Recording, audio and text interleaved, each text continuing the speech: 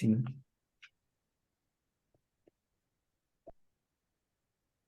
Então, bom dia.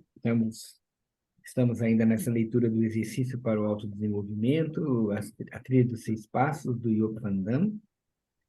Hoje nós vamos iniciar a partir da página 62, a ampliação da percepção. A leitura será feita pela Luciana. Mas eu vou iniciar com um verso de Novalis. Só pelas necessidades é que somos limitados ou limitáveis. Precisamos estabelecer como não existente, como absolutamente inexistente para nós, uma necessidade inferior. E tudo aquilo ao qual não queremos permitir qualquer influência sobre nós. Com isso, eliminamos qualquer comunhão com ela. É o verso de Novalis. Muito bem. Então, vamos lá, bom dia a todos. Todos. Ampliação da percepção. Um segundo motivo para a escolarização chega quando colocamos a alma em ordem e adquirimos uma saúde razoável. Então, vem uma necessidade espontânea de colocarmos em pleno desenvolvimento os talentos que trazemos para a vida. Abraham Maslow descreve em seu livro Motivação e Personalidade como a necessidade de atuar inicialmente pode surgir de uma deficiência. Maslow a caracteriza como motivação de deficiência. Na verdade, esses são impulsos que se originam no Luceran chama de ego, no que Luceran chama de ego. Quanto a seu déficit, sua falta de dinheiro, vestiário, segurança, atenção, amor, etc., é suprida, surge a possibilidade da motivação para o crescimento. A motivação de crescimento se origina no self. Suas ações não têm mais a intenção de suprir uma necessidade, mas o criar de novas realidades. No lugar da deficiência surge um extra, uma sobra. Algo novo é adicionado ao mundo. Se isso acontece, surge o que Maslow chama de o homem realizando a si mesmo. Todo ser humano tem esse potencial dentro de si. Geralmente, as duas necessidades se desenrolam dentro da vida humana: a motivação de deficiência e a motivação de crescimento. Na medida em que a motivação de crescimento predomina, surgem determinadas posturas internas. Maslow descreve essas atitudes espontâneas de desenvolvimento, lançando mão de personalidades que ele via como exemplo de pessoas autorrealizadas, como Lincoln, Franklin, Emerson e Goethe. Nessas pessoas é característica a necessidade de estar só de tempos em tempo, para rever os acontecimentos, para repensar os valores, para rezar e assim por diante. Eles eram gratos por aquilo que a vida lhes trazia, tanto em relação às alegrias, quanto em relação às dores e sofrimentos, positividade.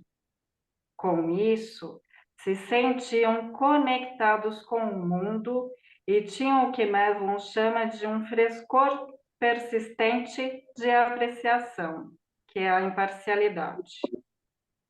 Parece que aquilo que no quarto e quinto exercícios tem que ser alcançado conscientemente. Em pessoas como Emerson e Goethe, se tornou uma característica da personalidade. Luciana, talvez aqui a gente pudesse fazer uma pausa. Alguém tem alguma observação sobre o que foi lido? Acho importante reforçarmos o que ele fala de uma saúde razoável, né? E, ao mesmo tempo, ele coloca esse binômio, né? Que é a questão entre você ter uma motivação, né? E você ter uma deficiência. E a superação da deficiência gera um espaço, né? Uma sobra, e você pode, então, se dedicar a uma motivação, a um crescimento. E isso ele chama a atenção por esses dois exercícios finais, né? E a positividade perante ao que você sofre, né? E, ao mesmo tempo, uma imparcialidade que muito interessante, que ele fala que a frase do Maslow, né? Que é um frescor persistente de apreciação. Bem interessante essa fala, né? Quer dizer, você ser positivo em relação ao que você sofre, mas, ao mesmo tempo, uma imparcialidade perante a vida e uma persistente apreciação do que a vida traz, né? E o Maslow, os psicólogos aí podem ajudar mais, né? Tem essa pirâmide, né? Essa pirâmide, eu não me lembro, Bia, você lembra como é que chama esse nome? Essa pirâmide é de necessidades básicas, como chama? Isso, é a pirâmide das necessidades, exatamente. Necessidades, né? Ele começa com a fisiológica, segurança, depois, se não me engano, social, inclusão, e a última é autoestima, né? Alguma coisa assim. É isso aí, Uhum. a pirâmide das necessidades. É bem interessante esse Nossa, aspecto, maravilhoso. né? Então, é interessante que ele usa, o Maslow colocou duas frases aqui, né? Que ele anotou, o autor anotou, né? A motivação de deficiência, né? Que é superação dessas questões, como ele coloca aqui, dinheiro, vestuário, segurança, aquilo que você colocou como sendo a base, né? Mas que depois vai subindo. E ele chama essa pessoa que consegue, né? Positividade, imparcialidade, manter esse frescor persistente de apreciação de um homem realizando a si mesmo. E o mais importante dessa frase não é um homem realizado, é um homem realizando. Então, acho que isso aqui é bem importante, essa colocação. Está a caminho, como nós sempre falamos, né? Não está parado, sempre em movimento. Não sei se alguém gostaria de acrescentar algo, se não, seguimos. Não podemos seguir. Luciana, por favor. Quando o self puder se dispor assim sobre as forças do pensar, do sentir e do querer, estes então podem se tornar instrumentos de percepção de realidades interiores suprassensíveis. É cada vez mais geral a aceitação de que isso é possível. Existem cada vez mais crianças que têm experiências espontâneas suprassensíveis em sua tenra juventude. As experiências de quase morte não são mais consideradas doenças, fenômenos psiquiátricos. Esse tipo de experiência é, contudo, reservada para aqueles que, a partir de sua juventude, trouxeram determinadas sensibilidades ou que, através de acontecimentos marcantes exteriores, como uma doença grave, um choque biográfico, passaram por uma mudança constitucional. Através disso, acontecem essas experiências interiores. A pergunta surge, então, pode-se, através de atividades internas, dar passos conscientes em um caminho que leva a uma realidade interior do mundo à nossa volta? Conhecemos a nossa realidade interior, o mundo de nossos pensamentos, sentimentos e impulsos da vontade. Pode-se ficar mais desperto neste mundo, exercitando a verificação da relação entre certos pensamentos, de modo a adquirir um pensar mais criativo. Também se pode ficar mais atento ao próprio humor ou às imagens dos sonhos noturnos, ou dar maior atenção aos insights ou ideias que surgem. Torna-se, então, ativo no campo das leis do pensar, nas qualidades do sentir e nas direções do querer da sua própria alma. Não somente nossa própria alma, mas também o mundo à nossa volta é preenchido com sabedoria, qualidades e intenções. É possível desenvolver um olhar sobre as realidades espirituais fora de nós mesmos. Devemos escolarizar de tal forma nosso pensar, sentir e querer, que eles se tornem órgãos de observação para o mundo do espírito. Pelo pensar, observamos a sabedoria e as estruturas que fazem sentido no mundo. Pela empatia de nosso sentir, podemos perceber as qualidades de um outro ser. Com nosso querer, podemos tatear o que o mundo quer. Obrigado.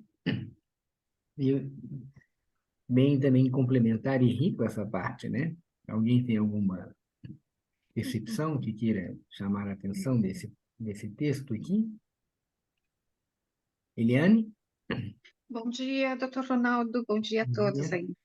aí. Eu sempre fico perguntando o óbvio, porque o óbvio parece que não é tão assim. Os suprassensíveis, lá na primeira frase, ó. Quando o self puder se dispor assim sobre as forças do pensar, do sentir e do querer, estes então podem se tornar instrumentos de percepção de realidades interiores suprassensíveis. Então, Uhum. o tempo todo a gente se depara com essa palavrinha na antroposofia, né? Uhum. E aí, seguindo aqui, ele diz assim, que já não é mais doença, esses fenômenos, o quase morte, um choque biográfico, eu gostaria de entender o que é um choque biográfico. Eu acho que eu fiquei por aqui, doutor Ronaldo. Então, a palavra suprassensível, ela significa aquilo que nós não captamos com os sentidos físicos, né? Da visão, audição, né? Inclusive dentro dos próprios exercícios, né? Dos próprios sentidos, dos 12 sentidos que a antropologia fala, quanto mais você vai indo em direção aos sentidos superiores, mais ainda você vai em relação àquilo que é suprassensível, principalmente quando você tem o último sentido, que é o 12º sentido, que é o sentido do eu alheio, é a percepção do eu do outro. Não do seu eu, mas do eu do outro. E o eu é, na realidade, uma qualidade, uma essência suprassensível. E ele Uhum, aqui, ele coloca muito claramente, a partir desse processo, né, que quando nós conseguimos intensificar o nosso pensar, o nosso sentir e o nosso agir, não apenas como nós usamos passivamente hoje em dia, nós temos um pensar que é provocado por aquilo que nós vemos fora. Nós temos um sentir baseado nas relações naturais e agimos em função de necessidades que o mundo nos traz. E nós fortalecemos o nosso agir quando nós lutamos com as nossas próprias dificuldades, né? E lutar com as nossas próprias dificuldades é entrar em contato consigo mesmo, sendo que, como nós falamos, o centro, né, da nossa persona, né, da nossa pessoa, é a nossa individualidade, que é suprassensível. Ela se expressa no mundo. Nós vemos a realidade suprassensível através da expressão no mundo. Então, nosso corpo vital, nós não conseguimos ver, se não somos iniciados, nós vemos a manifestação nos diversos graus de vitalidade que o indivíduo apresenta ao longo da biografia, ou num momento de muito cansaço, quando você vê que a vitalidade desapareceu. Eu não vejo o corpo suprassensível, mas eu vejo a manifestação dele. Assim como eu vejo também as emoções, né? Então, eu vejo no rosto de uma pessoa se ela está alegre, se ela está triste, se ela está com raiva. Eu não vejo essa manifestação suprassensível do astral, mas eu vejo a manifestação física. E a individualidade. Então, eu vou ver a individualidade, eu não consigo ver este eu suprassensível, mas eu vejo a realização dessa pessoa no mundo, a expressão dessa pessoa no mundo, então eu estou vendo isso manifesto. Quando eu me dedico a pensar, sentir e agir num sentido vivo, então eu não só penso para responder com pensamentos mortos que a gente fala, né, que são só reações ao que vem do mundo. Quando eu procuro sentir num sentido mais amplo, buscando significado, e quando eu vejo o que é necessário no mundo, mesmo que seja contrário a um desejo meu, mas é uma necessidade, eu estou caminhando nessa direção. E ele cita aqui duas situações, né? Pessoas que passam por experiências de quase morte é uma vivência muito forte, porque essa vivência é antecipada nesses indivíduos, ou seja, toda vivência que todo ser humano terá no momento da morte, pessoas que passam por quase morte, quase chegam a morrer, mas retornam, têm um vislumbre dessa experiência fortíssima espiritual que acontece com qualquer ser humano na morte. Isso leva a uma mudança de comportamento. Normalmente, as pessoas que descrevem experiências de quase morte mudam o rumo de vida. Ou não necessita ser uma experiência de quase morte, mas situações traumáticas na biografia, uma doença muito séria, uma perda de um ente querido, né, ou alguma situação que mobiliza a pessoa, pode fazer com que ela passe por um processo de amadurecimento mais profundo, desde que ela esteja realmente acordada para o que existe, né? Aquilo que a vida trouxe. E aí volta ao texto anterior, a positividade e a imparcialidade, e ver o homem realizando-se a si mesmo neste processo, né? E aí nós vamos atingindo essa realidade suprassensível. Existe um autor, né, que é o Teilhard de Chardin, que não é da antroposofia, ele usa uma frase muito interessante: nós somos seres espirituais passando por uma experiência humana. Então, se somos seres espirituais, nós estamos, ele está reforçando, não sei se ele, quando escreveu, pensou isso, mas o que nós podemos juntar das duas realidades é que somos seres espirituais, portanto, suprassensíveis, mas passando uma realidade num mundo sensível. E o convite que o livro faz aqui é que, estando no mundo sensível e vivendo no mundo sensível, como que nós podemos acessar as realidades suprassensíveis, e o ideal seria sem esperar que exista um trauma profundo ou sem esperar que eu precisa passar por uma experiência de quase morte, né? Esse é o grande convite, né? Que nós possamos, olhando a vida positivamente, com imparcialidade, usando todos esses exercícios, né? Os 6 exercícios, que eu gradativamente amadureça interiormente para que eu possa atingir uma realidade que é além do que é visível, né? Me faltou agora uma expressão, tem uma pessoa, é um pouco de transcendência, né? Eu transcender a realidade física para atingir essa realidade suprassensível. Não sei, Eliane, se isso Nossa, foi respondeu. além, é tão bonito escutar tudo isso. Muito obrigada. Ok. Mas alguém quer Eu, fazer gos- uma contribuição? Fala, eu Eliana. gostaria, eu gostaria de fazer uma colocação, porque enquanto você estava falando, me veio assim uma imagem, né, do que eu vivo. É, eu faço um atendimento de algumas crianças numa área mais comunitária, um projeto que eu tenho com uma outra amiga psicóloga, isso em Santana de Parnaíba. Uhum. E eu percebo assim que como não é simples você trazer algumas informações mesmo do desenvolvimento da criança, do que ela precisa naquela fase, para esse tipo de pais. E aí, quando eu falo esse tipo, É só para a gente observar, né, que, como a nossa colega falou, Beatriz, né, a pirâmide de Maslow, ela é muito clara. Se eu tenho ali, logo na primeira instância, que é a minha sobrevivência, é, como desafio na encarnação, gente, a minha sensação é que o resto tudo fica comprometido. Então, assim, são famílias que precisam trabalhar, pai, mãe, às vezes um irmão mais jovem, e aí a criança não tem como ficar, aí a criança precisa passar o dia inteiro em lugares, né? A criança precisa ficar na escola o dia inteiro, a criança precisa ficar em outros lugares, não estão com os pais. Às vezes esses pais não têm nenhum recurso e a criança fica na casa, só que mora numa casa que tem, por exemplo, outras casas no quintal, e aí a mãe pede ajuda, assim, olha, se precisar de alguma coisa, só que a gente está falando de crianças de 8 anos, 9 anos, não estou falando de criança de 15, de 12, entendeu?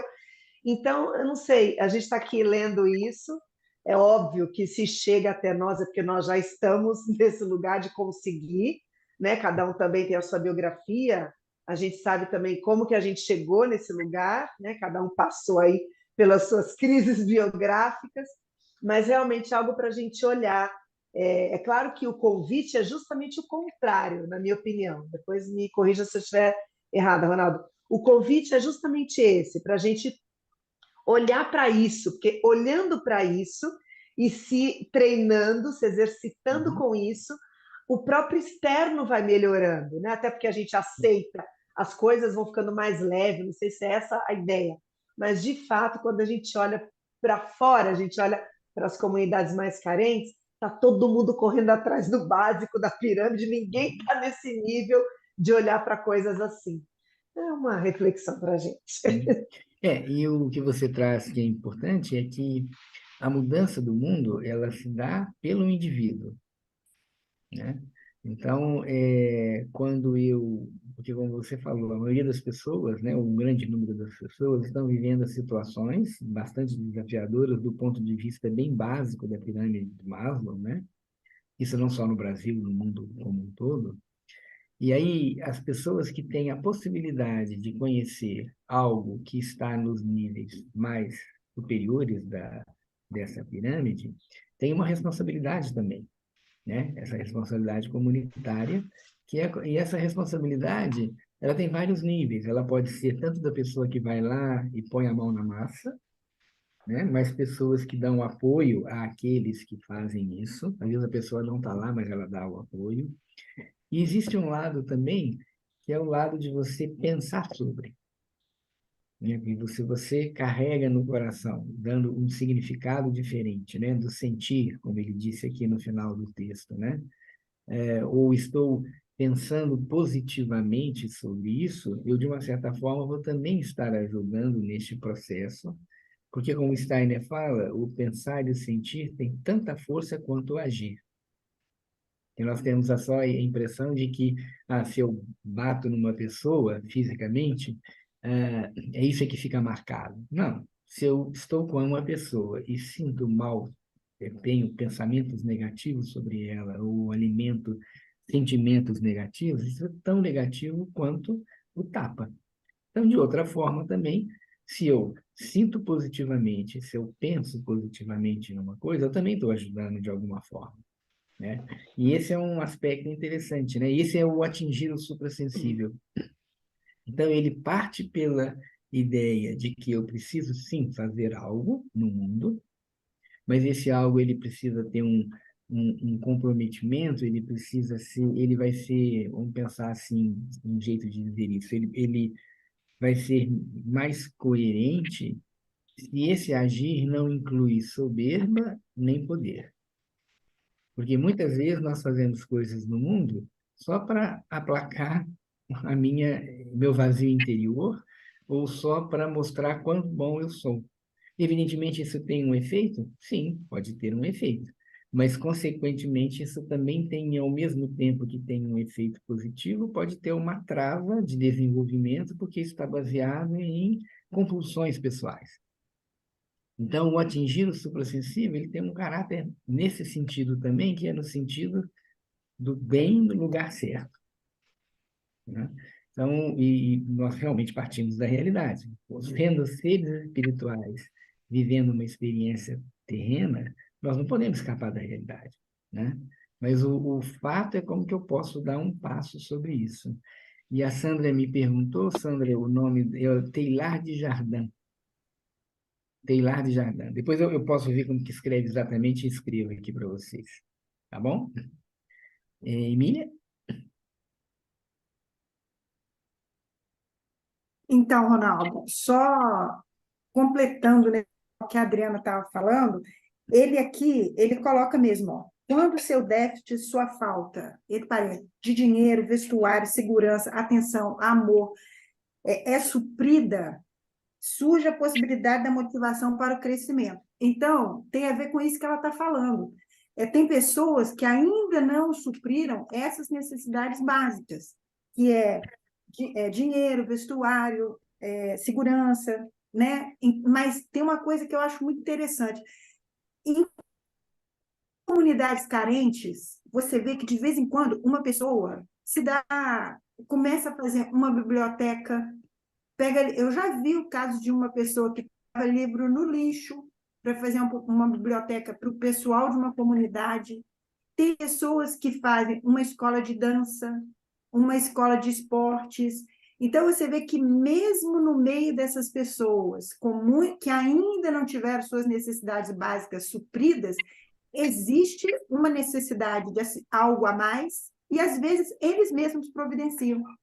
Eu já vi essa história que ficou muito chocante para mim, foi um catador de lixo que morava numa comunidade, ele começou a pegar livros que tinha no lixo e fez uma biblioteca no lugar que ele morava. Uhum.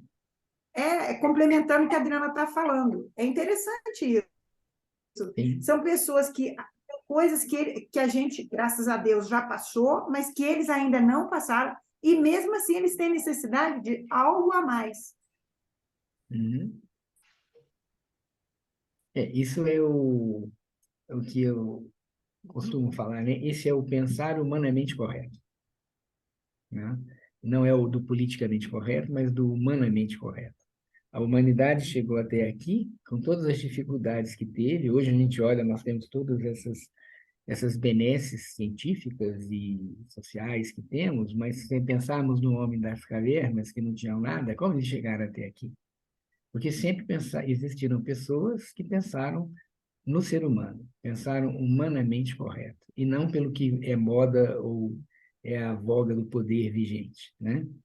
Então, aí você quebra muitas vezes uma lógica social que existe a partir dessa vivência e que é realmente esse um pensar além da necessidade básica, um sentir que leva em consideração o outro ser humano e um agir que realmente é coerente com o desenvolvimento humano, né? Então, essas experiências que vocês citam são realmente a confirmação de seres humanos que estão caminhando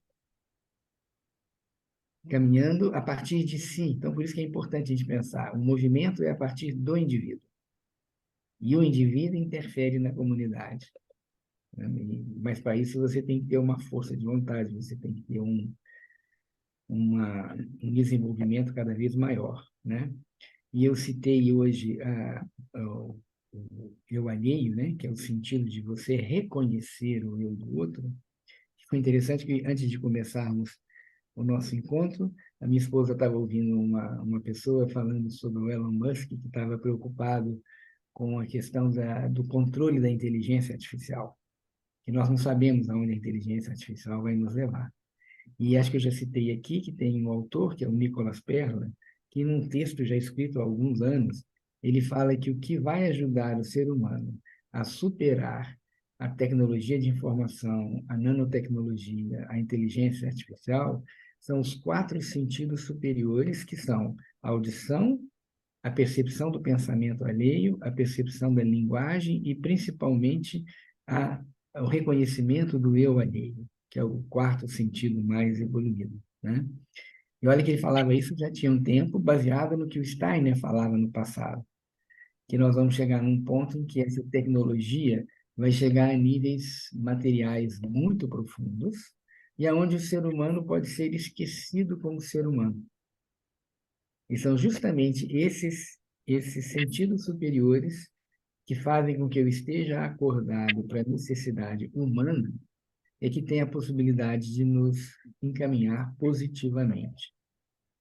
Mas sempre isso só parte do indivíduo, né? E por isso ele usa uma expressão interessante, a escolarização do pensar, do sentir e do agir, né? Que é um trabalho também que, lógico, o que nós estamos fazendo aqui é levantar essas percepções. Mas eu posso ler isso maravilhosamente, concordar com tudo, mas não fazer o caminho. E esse caminho ninguém pode fazer junto. Esse é um caminho individual, né? Então, e é através desses exercícios é que se tem e tantos outros, mas neste livro aqui ele fala especificamente desses livros, desses exercícios, em que vão permitir que nós, nesse sentido da escolarização e de um aprendizado e um treino constante para que a gente possa chegar nesse ponto, né?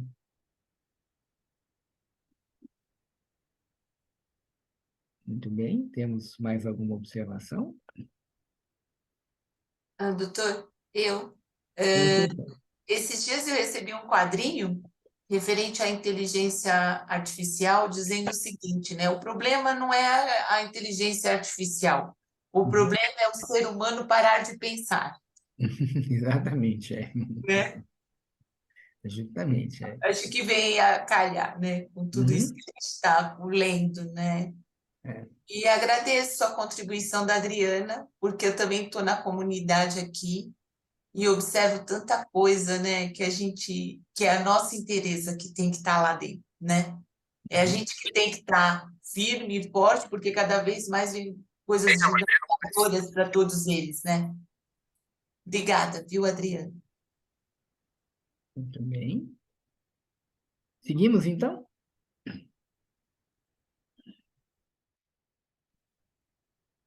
Doutor, o choque biográfico é associado a algum trauma, algo que tenha paralisado ou não necessariamente?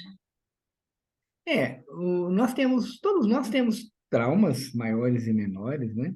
Toda vez que nós não conseguimos nos expressar no mundo, toda vez que nós somos cerceados de alguma coisa, isso pode ser um trauma, pode ser um choque, mas ao mesmo tempo, no primeiro momento sempre é um choque, né? Porque afinal de contas eu quero me colocar no mundo de alguma forma, ou eu quero ter um desejo realizado. E aí, a própria maturidade biográfica, ela vai no caminho da positividade e da imparcialidade, se o ser humano vive coerentemente com ele mesmo.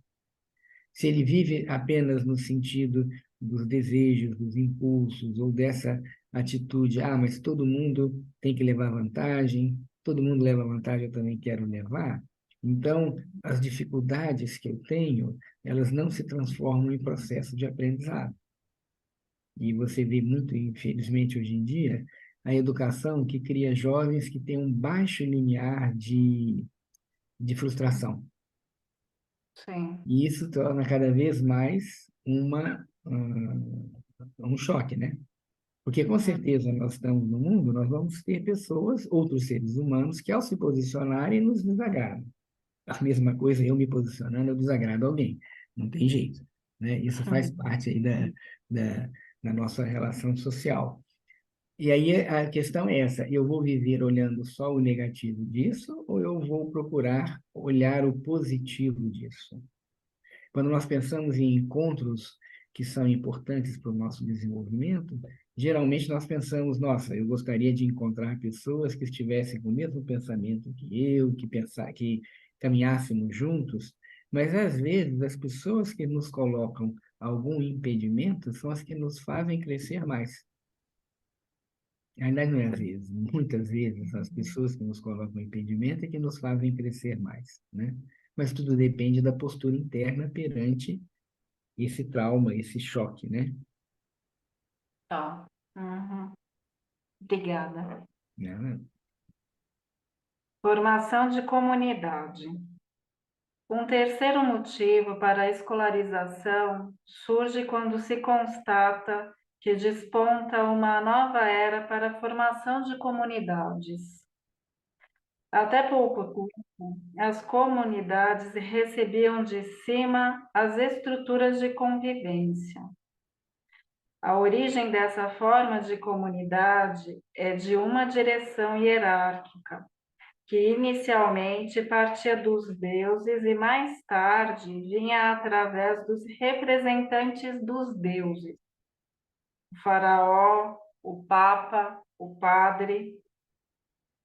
A participação em tal comunidade ou grupo, de um lado, subentendia a obediência às regras estabelecidas há muito tempo, e de outro lado, também oferecia proteção. Mais tarde, viriam as ligas profissionais e os grêmios. Os dirigentes ofereciam proteção contra outros povos, contra outras religiões, contra concorrentes não qualificados nos seus ofícios, etc. Nos nossos tempos, surge gradativamente ao lado dessa estrutura vinda de cima uma outra. Na medida em que o ser humano individual se torna mais autônomo e independente, as posições, postos, classes ou similares não são automáticos ou evidentes. Surge um novo princípio de ordenamento, onde a direção não é mais definida de cima da hierarquia, mas desejada pela base e carregada em liberdade. Geralmente, a nova direção final é resultado dos dois princípios, do topo para baixo e da base para cima. Quando, dessa forma, queremos realizar algo comunitário com os outros, há muito trabalho a ser feito. Não podemos mais relaxar e colocar a responsabilidade nos outros.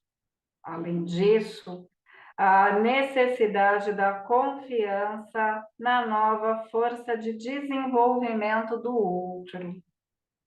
Também devemos aceitar que o crescimento do outro é somente autêntico e verdadeiro quando este é desejado interiormente pelo mesmo. Percebe-se igualmente que cada um tem uma posição-chave nessa formação atual de comunidade. Se você mesmo não adquire através de exercício uma nova postura interior, não pode esperar algo diferente do outro. Então, né? Acho que estamos complementando aquilo que vínhamos falando, e é bem forte, né? Essa característica aqui que ele diz. E agora eu queria ouvir o que vocês pensam sobre isso, né? É bem interessante, sobre o que a gente já vinha mais ou menos conversando, mas o que tem aqui essa comunidade, né? E ele faz uma avaliação histórica, né? Dessa evolução. Né? O que vocês acham disso? Vamos ativar essa comunidade aqui, né? Está aqui conversando hoje para que ela possa falar sobre isso, né? Acho que primeiramente é aquilo, né? A Sandra até colocou uma palavra bonitinha, como que é, Sandra? Nós estarmos, esqueci a palavra que você usou, né? A gente, quando está nesse lugar, a gente estar ativo. Então, começa aqui, começa com cada um. Yeah. E como que a gente tem essa disponibilidade de ir, ou seja, como nós estaremos para poder ir até o outro, né? Senão a gente vem com essa arrogância, com esse orgulho, com essa coisa de que eu sou melhor, e aí já não vale, já não tem efeito.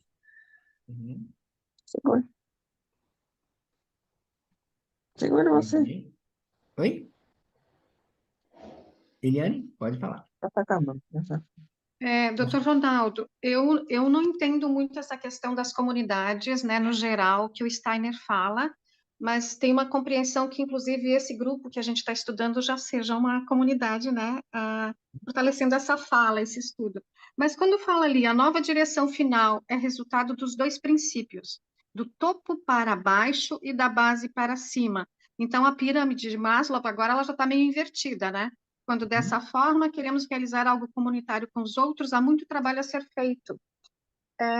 Eu vejo, sim, em alguns grupos que eu trabalho, a dificuldade, o comprometimento do indivíduo, às vezes é o meu também, né, de estar 100%, mas é que a gente vem com tudo que a gente já é.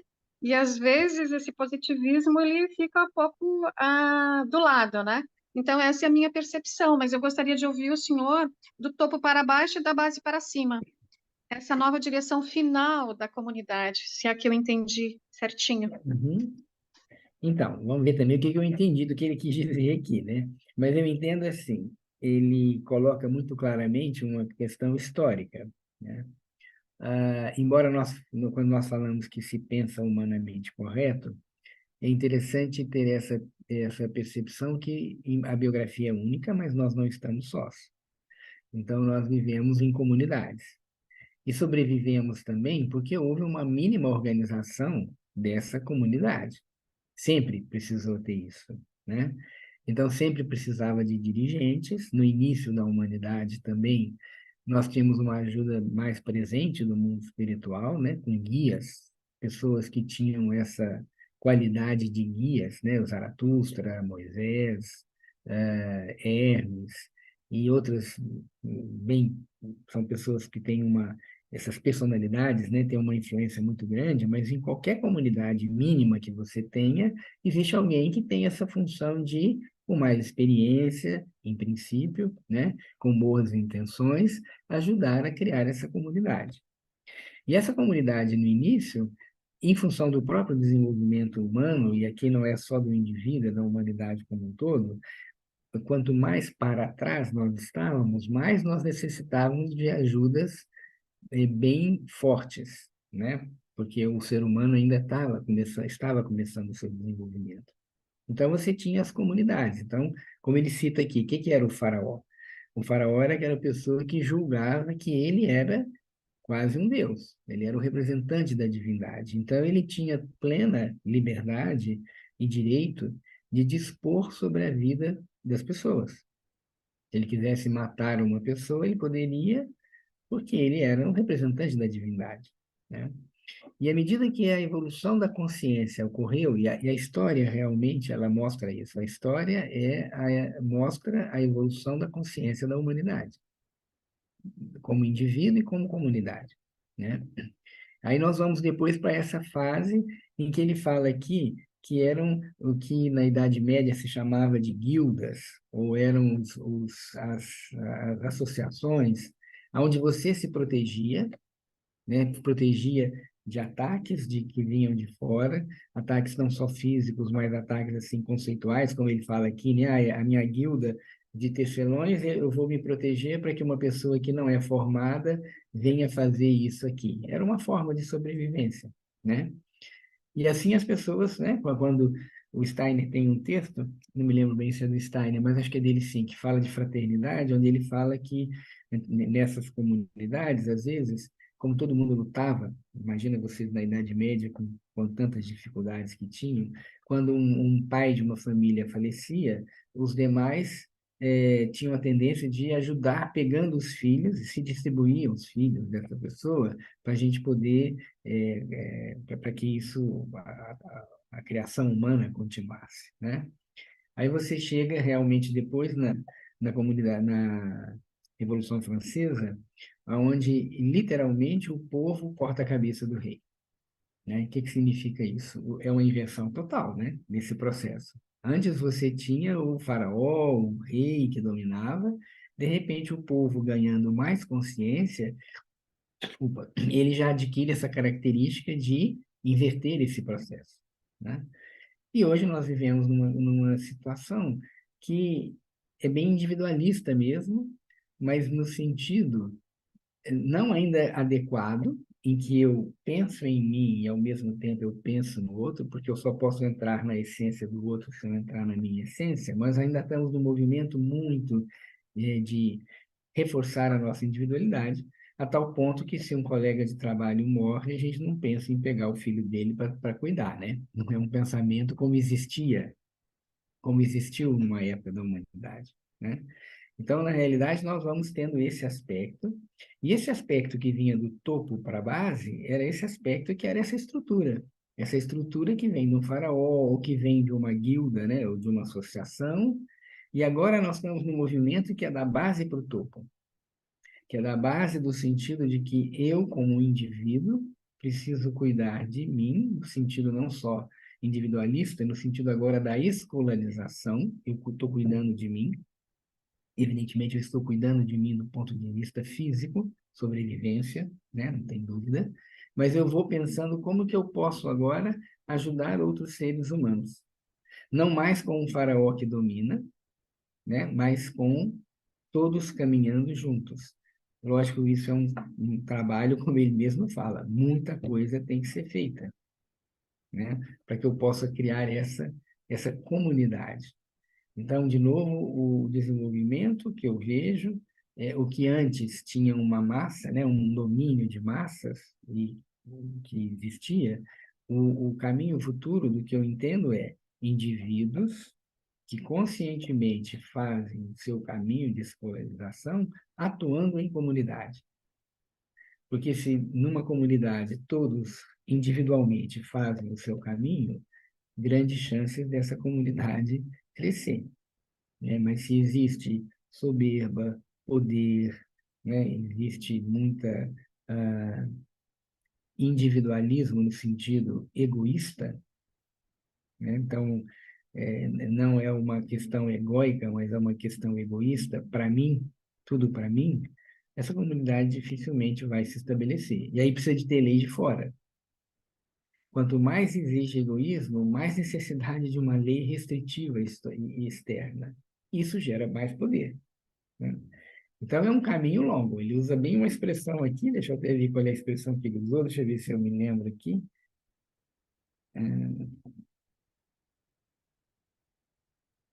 Não estou achando aqui imediatamente. Isso ele fala de quando dessa forma queremos realizar algo comunitário com os outros, há muito trabalho a ser feito. Realmente há muito trabalho a ser feito.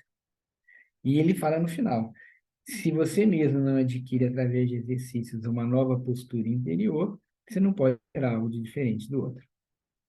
Então, por isso que o trabalho em comunidade é um trabalho de muita exigência, né?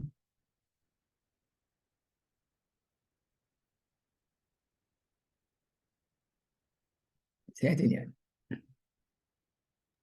Muito obrigada. Fale, Maria Emília. Ô, Ronaldo, é uma coisa aqui que eu ando pensando, sabe? Não sei se tem a ver com isso, mas eu vi uma pesquisa que falava assim: qual é a instituição que as pessoas hoje mais confiam? A gente estava falando aqui, que me chamou a atenção, de que muitas dessas instituições, esses grupos, né, antigamente, era para dar proteção. Então, por exemplo, nós também, nós temos muitos grupos para nos dar proteção. Quando eu era adolescente, e você também deve ter conhecido, tinha muita gente, por exemplo, que queria ser da maçonaria, porque se você era da maçonaria, você nunca ficava abandonado na comunidade. Se você ficasse desempregado, o pessoal se unia para arrumar um emprego para você. Aí tinha gente que era de clubes, por exemplo, Rotary, Lions, certo? Isso tudo, para mim, funcionava como uma comunidade, um clã, que te dava uma certa proteção social, sabe? E eu noto muito assim, o Brasil, ele era um país católico em sua maioria. Está caminhando rapidamente para ser um país evangélico. E eu converso muito com pessoas mais simples, o que tem o evangélico, principalmente os neopentecostais, eles dão muita proteção social para essas pessoas. O pastor, o pessoal arruma emprego, se tem uma moça grávida, dá roupa, dá leite, dá isso, dá aquilo. Então, eu acho interessante, assim, de uma certa forma, a gente continua precisando fazer parte de clãs para ter uma proteção social. Agora, o mais interessante é que nessa pesquisa que perguntaram assim, qual instituição que você mais confia? Assim, a maioria, família. Por quê? Porque eu acho que as pessoas foram essas coisas assim sociais foram perdendo um pouco de força e a gente voltou para a nossa coisa inicial, que a nossa família é a nossa primeira proteção social. Eu não sei se isso tem a ver, entendeu, Ronaldo? Eu só estava pensando assim nisso tudo. A gente está andando para trás, está indo para frente, a gente está parado, o que está acontecendo? Por que a gente voltou àquela época que a gente precisa tanto assim e só confia na nossa família? Uhum. Eu não sei se isso tem a ver, são reflexões, entendeu? Uhum. Na realidade, como a vida é um organismo vivo, né? A gente sempre fala isso, a biografia, ela é um organismo vivo que tem avanços, retrocessos, estagnações, né? E se a biografia é assim, a biografia individual, ela repete a biografia da humanidade como um todo. A humanidade também tem esses movimentos, né? Movimentos de avanço, movimentos de estagnações, na realidade, o local onde nós aprendemos a ser seres humanos é a família, né? Porque é onde você é recebido, onde você é acolhido. Aí é lógico que você tem famílias e famílias. Você tem famílias que são muito problemáticas, você tem famílias que são desafiadoras, né? Não só problemáticas no sentido assim de desagregação, mas são famílias onde as relações são muito desafiadoras. Tem famílias em que as coisas caminham melhor, né? Eu costumo brincar que família não é lugar de férias, né? É um lugar de estar sempre, você está sempre se atento e aprendendo com isso. Mas essa é uma base. E é muito interessante quando você vê movimentos, que sempre existiram, mas agora com a internet tudo fica muito mais gritante, de sistematicamente desmerecer o valor da família, né? E isso é realmente um problema, né? Porque não quer dizer que a família seja a melhor coisa do mundo, como nós falamos, não é um lugar de férias, mas é onde você tem uma estrutura, né? E E você essa não acha, estrutura é uma base. Oi? e você não acha interessante, Ronaldo, que com todo esse movimento de desmerecer a família, quando faz um Pesquisa. levantamento Uhum. nacional, vamos dizer assim, ela apareça como uma instituição que as pessoas mais confiam? Olha que Sim, coisa mais estranha. mas é interessante porque isso é um movimento de polaridade, né? Que nós falamos, as polaridades, elas são necessárias e existem, o problema está na polarização. Então, existe a polaridade do indivíduo e dos grupos, entre eles a família, mas quando você faz um movimento polarizado de destituir o caráter familiar, naturalmente vai existir a necessidade das pessoas pararem para pensar, mas espera aí, não é tanto assim, então você tem uma polarização, vem a outra polarização, né? Porque, no fundo, o ser humano, por mais que ele tenha uma educação ou um condicionamento, né? Uma escolarização inadequada, né? Que destrua as bases da sociedade, internamente o indivíduo sabe que ele precisa disso. Pelo reconhecimento individual, não teórico, de que eu tenho uma biografia individual, mas eu não vivo sozinho no mundo, né? Eu não sou um Robson Crusoe que estou lá na ilha e me viro sozinho. Eu estou precisando das pessoas. Eu preciso do padeiro, eu preciso do cara que coloca gasolina, eu preciso tudo isso, né? O que muitas vezes acontece e que permite essa polarização é de pessoas que não estão, apesar de viverem disso, saberem da importância disso, eles não reconhecem o outro e pensam apenas individualmente, egoístamente, né? Então, para você falar, se não tem espadeiro, eu pego outro. Se não tem... Essas questões é que vão destruindo essa noção da base. E por isso que é importante olharmos transcendentemente além do que a vida física nos traz, que é essa, essa visão do suprassensível. Principalmente em situações graves, né? Situações de guerra, de terremoto, maremoto, a gente vê isso, né? Você vê que a natural tendência do indivíduo de olhar para si, sobrevivência pura.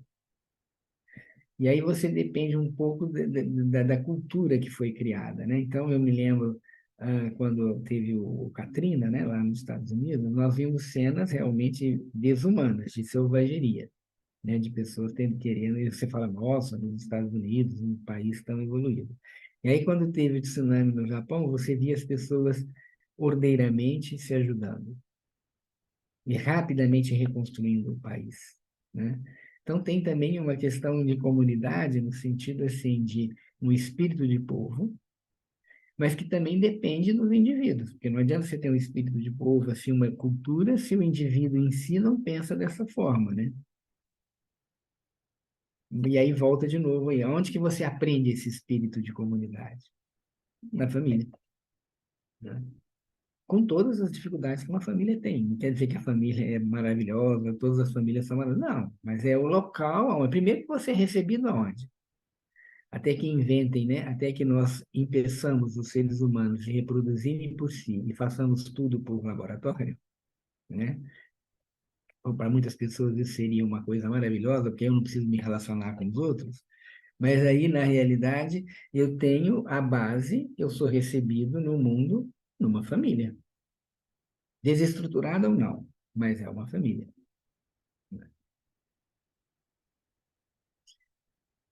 9h34. Acho que podemos, né, encerrarmos nosso encontro hoje, desejando aí para vocês um bom fim de semana, uma boa semana, e nos vemos, se Deus quiser, no sábado que vem.